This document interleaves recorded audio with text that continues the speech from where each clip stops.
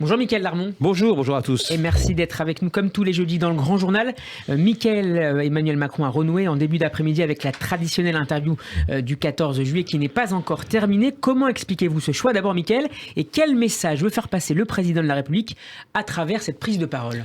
Tout d'abord, il doit dissiper les doutes. C'est sa première interview depuis sa réélection. Donc on sait que depuis il y a eu beaucoup d'événements. Il y a eu bien entendu les élections législatives.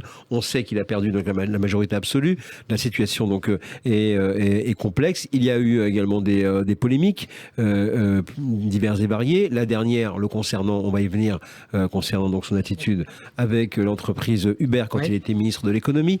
Les prises de parole récentes du président de la République n'ont pas été des grands succès, voire des fiascos. C'était pas tout à fait, c'était pas compréhensible que ça soit sa prise de parole tiède et vague le soir de sa réélection, puis ensuite durant la campagne des élections législatives, avec parfois des déclarations très étonnantes, notamment la fameuse du tarmac, donc avant de partir en déplacement.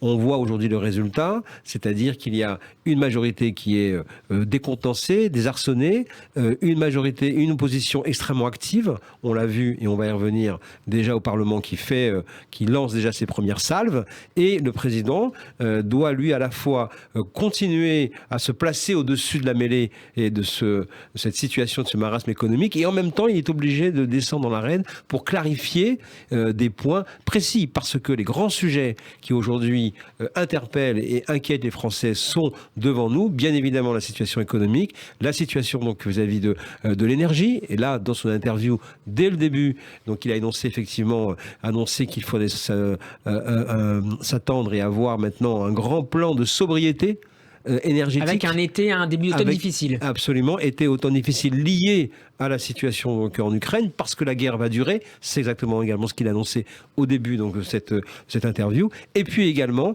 une réforme importante du marché du travail par encore une modulation de l'assurance chômage, mais également des plans de formation, parce qu'il y a un double problème d'emploi. Avec une entrée en vigueur dès l'été 2023, c'est ce qu'il vient d'annoncer. Absolument, parce que la France se trouve confrontée à un double problème. À la fois, il faut atteindre le plein emploi, il y a donc des difficultés pour certains Français, et beaucoup de Français, à trouver un travail. Et puis de l'autre côté, vous avez des entreprises, des employeurs qui n'arrêtent pas de dire maintenant, qui envoient les signaux d'alerte en disant on n'a pas de main-d'œuvre.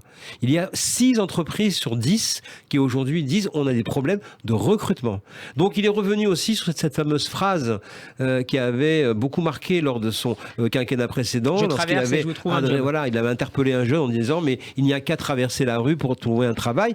Et il vient de dire c'est encore plus vrai aujourd'hui, puisque la situation post-Covid donc crée une tension sur le marché du travail. Il assume donc. Emmanuel Macron, qui avait réagi en début de semaine sur la polémique, vous le disiez à l'instant Mickaël, liée à la publication des Uber Files, il en a reparlé donc cet après-midi, et il assume là aussi. Oui, il assume parfaitement en tant que ministre de l'économie d'avoir donc voulu et cherché à ouvrir le marché, à libéraliser et à faire en sorte que plus de Français qui étaient jusqu'à présent coincés par la situation économique puissent accéder à des emplois. Il assume le fait d'avoir parlé évidemment avec, c'est le cas, la société Uber, mais avec également d'autres entrepreneurs français, notamment ceux qui ont permis de créer ce qu'on appelle aujourd'hui les cars Macron, c'est-à-dire de pouvoir se déplacer d'un endroit à l'autre à un prix modique. De ce point de vue-là, il est vrai qu'il se bat avec énergie contre une forme d'hypocrisie qu'il faut reconnaître. C'est-à-dire que tout le monde pratique depuis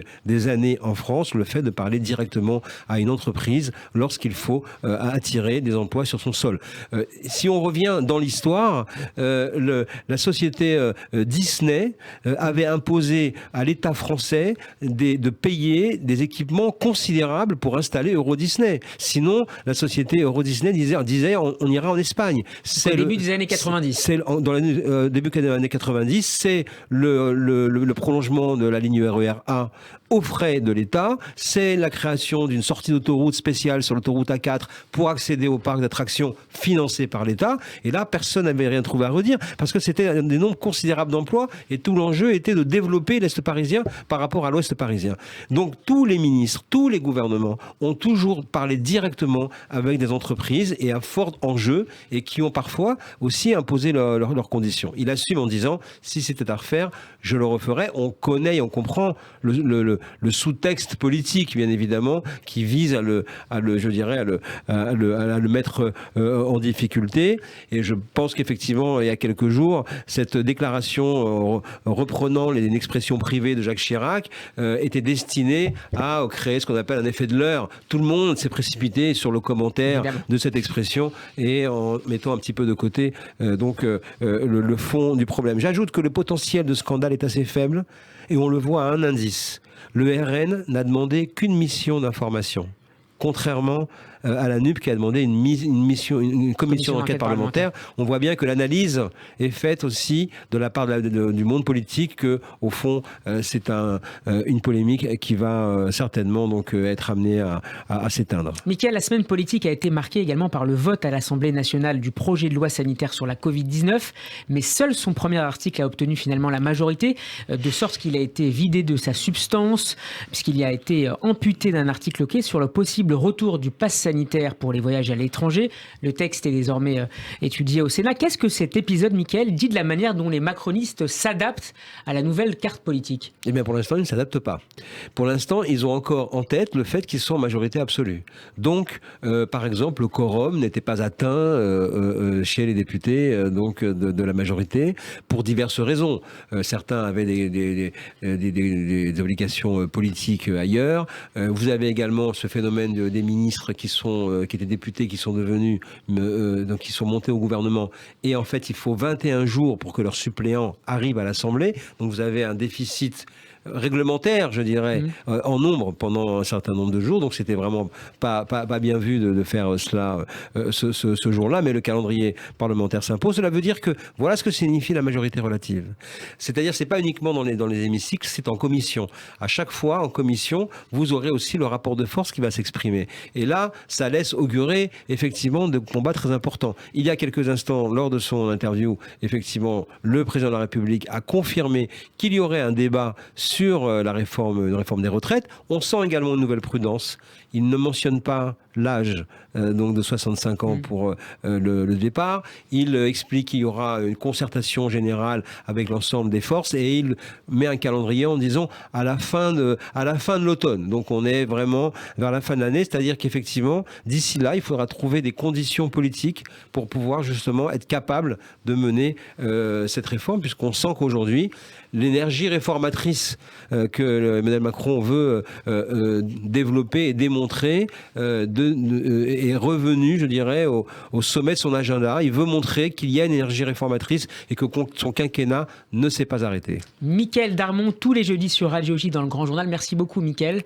Votre édito Hémicycle est à réécouter en podcast sur radioj.fr et en vidéo sur notre page YouTube. Bonne journée à vous. À bientôt.